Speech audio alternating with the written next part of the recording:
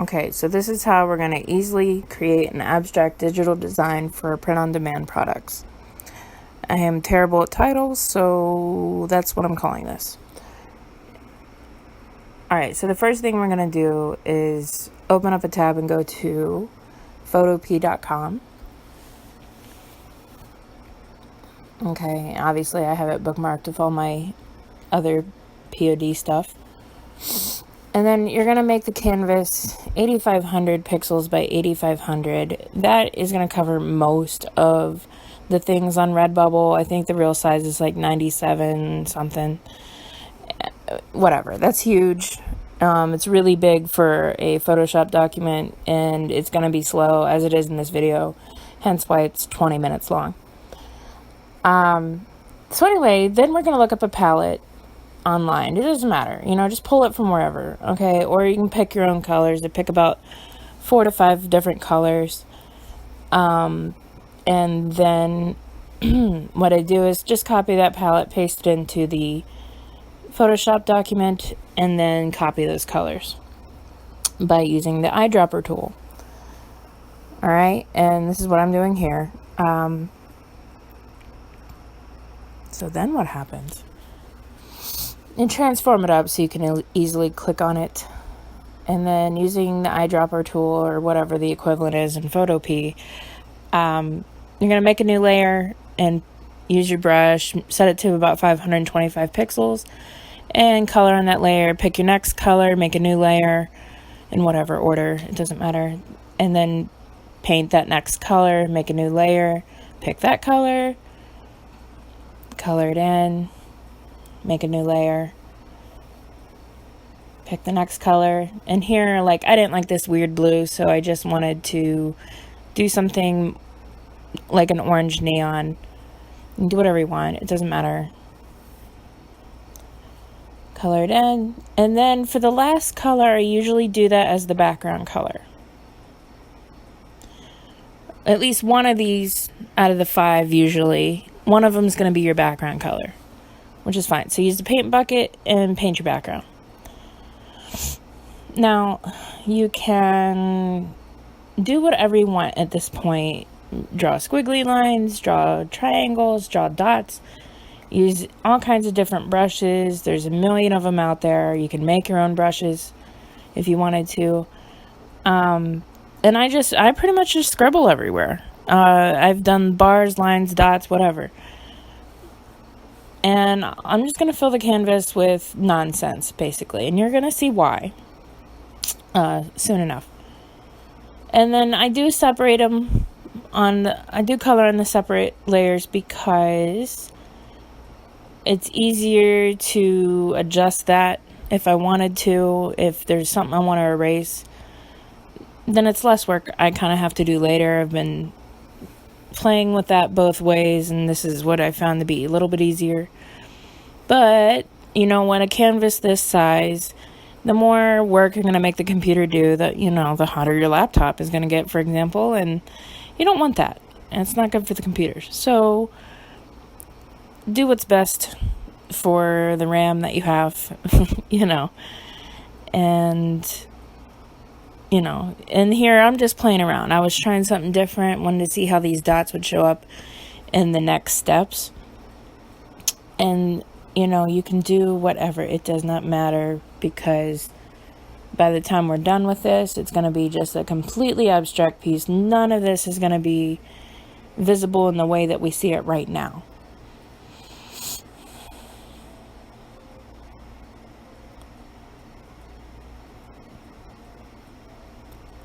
And I'm pretty limited on my video editing software at the moment, so I can just speed this up. But hey, it's fine. And then you can see me making wrong steps here. I don't know what I clicked on to make that white, but it was wrong. I was just trying to delete something, I think. And then, you want to make sure you incorporate all 5 of those colors somehow. And if you wanted to, you could do this with 2 colors. It does not matter.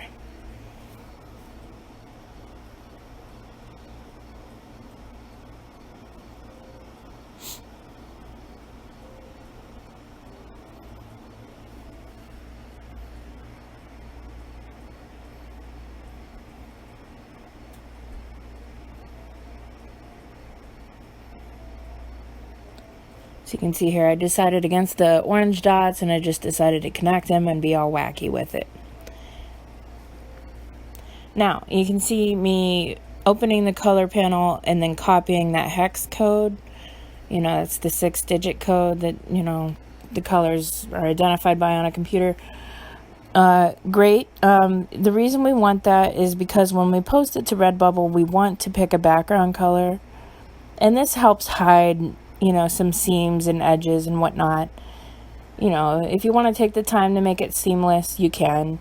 I usually don't. As long as I can keep the seam mostly hidden, without having to do that, that's good enough for me. So what I end up doing here is, I'm using the kaleidoscope. So that's filter, distort, I believe, and then kaleidoscope. In my version of Photoshop, which is CS6, I don't have that option, so I love using Photopea for that. And there's all kinds of different wacky things you can do. And, you know, the round result kind of gets old after a while, but there are a lot of neat things that happen just because of the way we scribbled, and I just think that's just really great. However, it does take forever to load, the bigger your canvas is.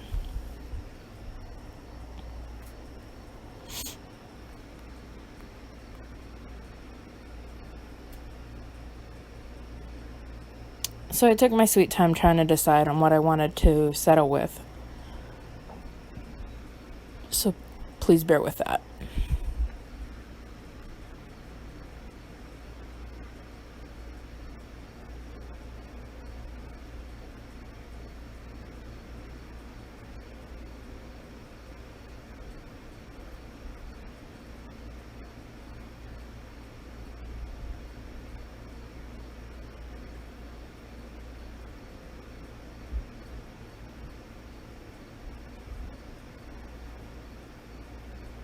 So when you find something you like, you want to go ahead and paint that background again. You know, make a new layer, paint the whole square, that background color, and drop it under that layer to be the new background, basically. And then if you don't like these colors, if you don't like the way they turned out, you would go to Image, Adjust, Hue, and Saturation to change the colors. And then here again, I was having some decision issues. It's just sometimes it doesn't play the way it wants. Then you can click on Colorize and change the lightness, darkness, and the saturation and everything. And you can see here that there's just not enough contrast. And so that was kind of driving me nuts. What you would do, if you wanted to keep it like that, you would go to Ctrl L after you exited out of this and drag the black or white slider to change that contrast. I mean, at least that's one way of doing it. And then see if it would help, you know, make it stand out more. But, you know, sometimes muted stuff is better too. Like, that pink wasn't too bad. But I want something more than that. I want something vibrant, something in your face, you know. So there's a couple here that I really almost went with, but I think I ended up going back to the way it was. Or slightly different, I don't remember.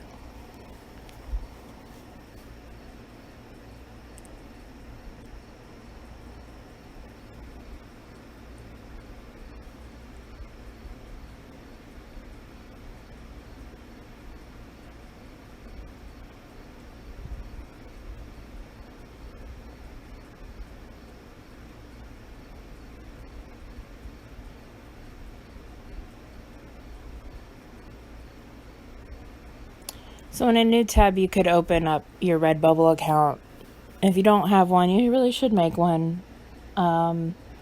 Posting your content is not very hard at all, and it just takes a few moments of your time to adjust the sizing on your products. And there's even an easier way to do it, but I still do it the hard way because I just like the individual control over everything. Then what? Then I don't know. Here you can see that I went to filter, distort, twirl, I believe, and that puts that spin on things. And you can go either way. And I just thought the dots made that look really cool. It kind of looks like rice, though, and like a wheel. But there's different things you can do to distort it. The next thing I do here is filter, distort polar coordinates.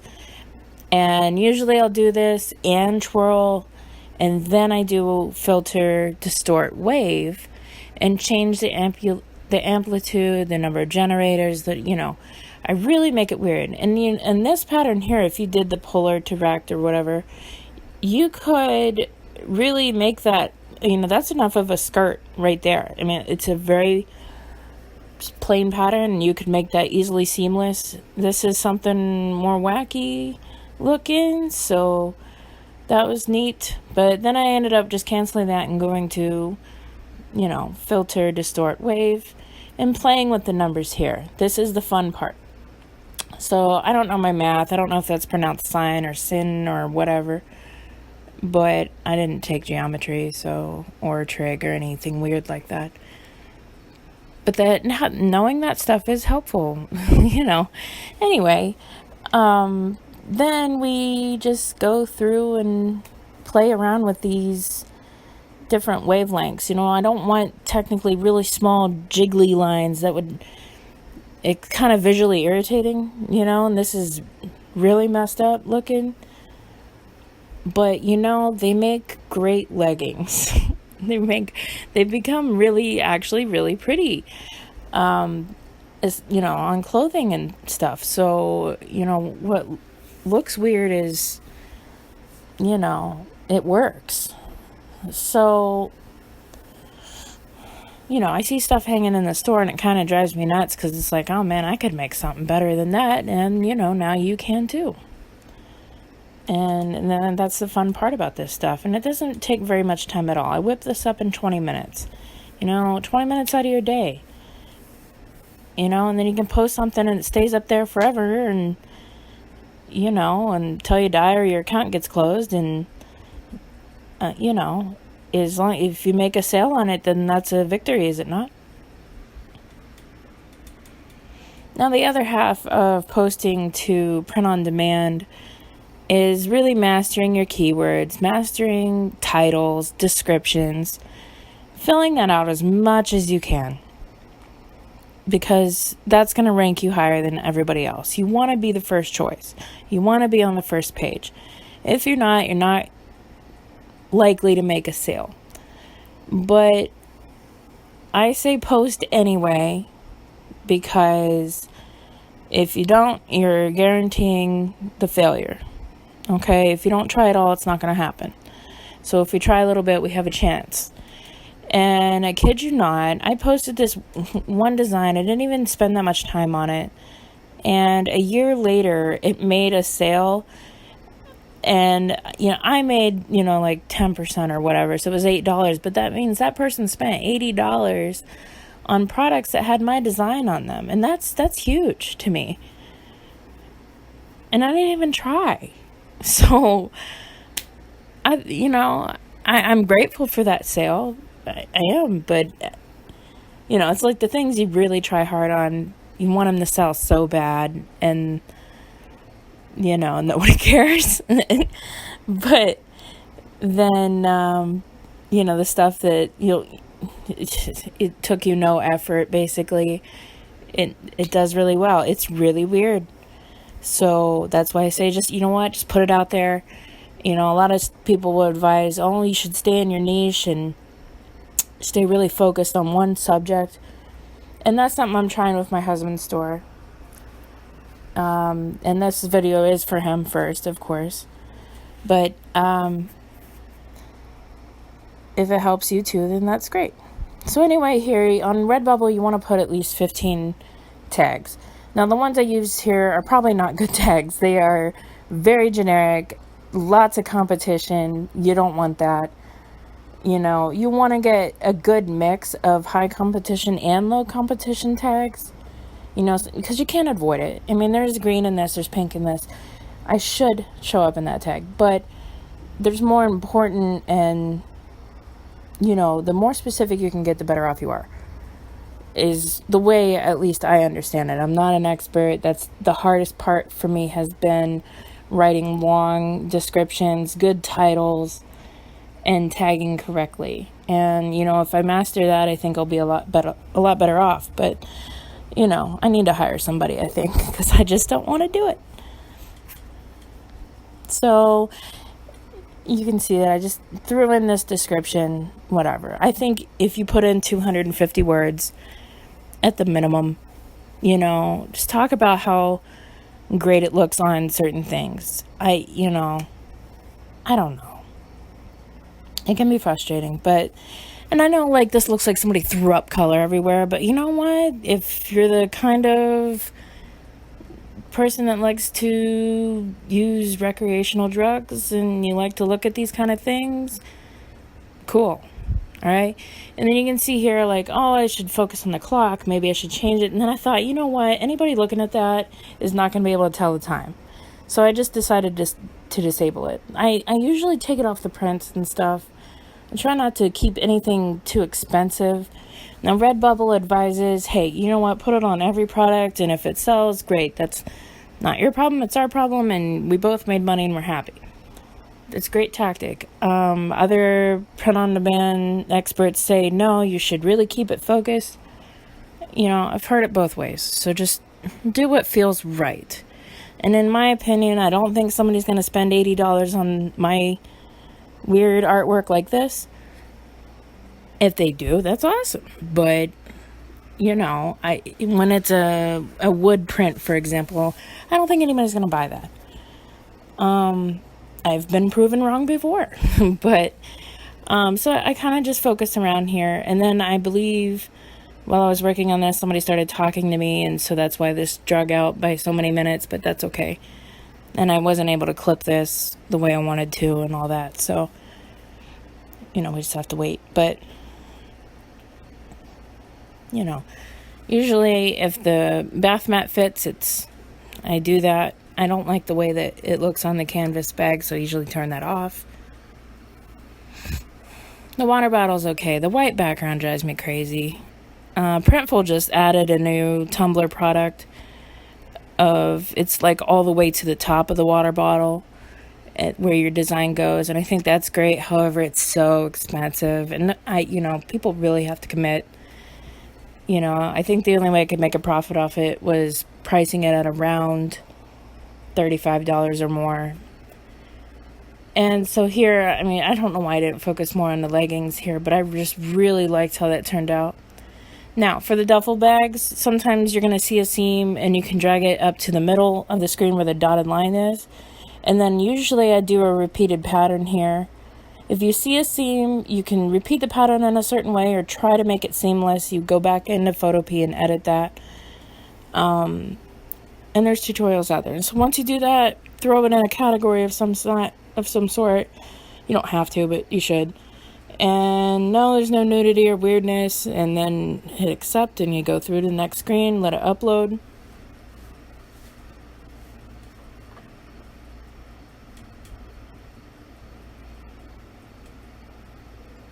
And then what happens? Because it's a bigger file, it is taking longer to upload. And then, yes, it does take, 15 minutes for it to really show up everywhere. But other than that, it's ready to go. And look at all these great products that these are now on. And that just looks awesome. And it takes no time at all. And like here, for example, the framed art print, the postcard, I just don't like it. So I would remove that. But the backpack looks great. The duffel bag looks great. The socks are awesome. I love the zipper pouch. The apron looks cool. It's great for an art class. You can definitely download these images and post them to Instagram or whatever, or go to placeit.com and upload your design there and use their free templates at least to get the better Instagram images and stuff, so you're not using the stock from Redbubble, because everybody's seen it a million times. But you want to share those things and really get the people's attention so that they go there and click on the link and come and buy your stuff, you know. And I think the aprons on Redbubble are very reasonable. So, you know, at this point in the year, Q4 is coming, and, you know, we want to make those sales. So that should do it. And good luck to you. If you have any questions, just comment. Thank you.